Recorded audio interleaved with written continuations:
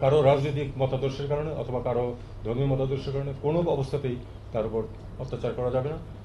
ল যদি কোনো কেউ অপরাধ করে থাকে আইন সেটা দেখবে। এই সরকারের আলটিমেট লক্ষ্য হচ্ছে একটা নির্বাচন অনুষ্ঠান করে তার হাতে ক্ষমতা অর্পণ করা। এটা এ নিয়ে কোনো সন্দেহের কোনো সুযোগ নেই। এটা স্টেটমেন্টে বলা আছে। কমিটমেন্ট আছে বাংলাদেশের বিভিন্ন ক্ষেত্রে, আন্তর্জাতিক পর্যায়ে, বাইল্যাটারাল পর্যায়ে। সেগুলি কিন্তু যে কমিটমেন্ট বাংলাদেশ করেছে সেই কমিটমেন্ট অবশ্যই আমাদেরকে রক্ষা করতে হবে। যে ইস্যুগুলি এসছে বা যে প্রোপাগান্ডা চলতেছে সেটা কাউন্টার প্রোপাগান্ডা করতে হবে এটুকুই। এবং আমরা আসলে যারা রিপ্রেজেন্টেটিভ এই সমাজে তাদের কাছ থেকে আমরা এটা যাবে সেটাই আমরা প্রত্যাশা করতেছি। কারণ আপনারা দেখছেন যে কতটুকু কি হচ্ছে সেটা আপনারা মিডিয়াতে প্রকাশ করে, তারাও তো মিডিয়া দিয়ে কমপ্লেনটা করতেছে। আপনারা আপনাদের পজিশনটা নেন, তারা একটা পজিশন নিচ্ছে গ্রাউন্ডে না থেকে। এখান থেকে কিছু ভুল তথ্য অনেক ক্ষেত্রে দেওয়া হচ্ছে, কিছু সত্য তথ্য থাকতে পারে। আমরা চেক করছি। আমরা কিন্তু একটি কথা স্পষ্টভাবে এই কাউন্সিল অফ অ্যাডভাইজার্স নিশ্চিত করেছে যে কোনো ধরনের ভায়োলেন্স এবং যে মানুষের ক্ষতি করা, আগুন দেওয়া, অত্যাচার করা, কোনোটাকেই কোনো কারণেই সেটাকে অজুহাত যাই থাকুক না কেন সেটাকে টলারেট করা হবে না। প্রত্যেকটা ক্ষেত্রে ইনভেস্টিগেট করা হবে এবং যারা পারপেট্রেটর তাদেরকে আইনের আওতায় আনা হবে। 100% কখনো পারা যায় না। পৃথিবীতে কোনো কিছু 100% সমস্যার সমাধান না, কিন্তু আমরা ঐকান্তিক চেষ্টা থাকবে যে কেউ যেন ছাড় না পায় এক্ষেত্রে। কেউ কারো রাজনৈতিক মতাদর্শের কারণে অথবা কারো ধর্মীয় মতাদর্শের কারণে কোনো অবস্থাতেই তার উপর অত্যাচার করা যাবে না। ল যদি কোনো কেউ অপরাধ করে থাকে আইন সেটা দেখবে।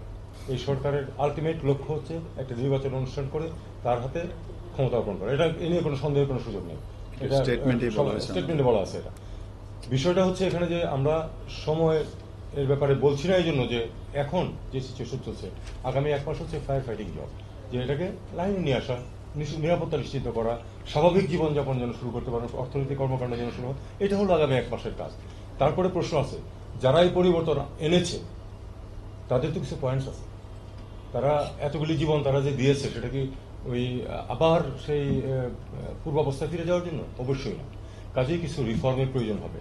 সেই রিফর্মের প্রয়োজনে আসিফ নজরুল কালকে বলেছেন যে ঠিক যেটুকু সময় থাকা দরকার আমরা সেটুকুই থাকবো, বেশি থাকবো না, কমও থাকবো।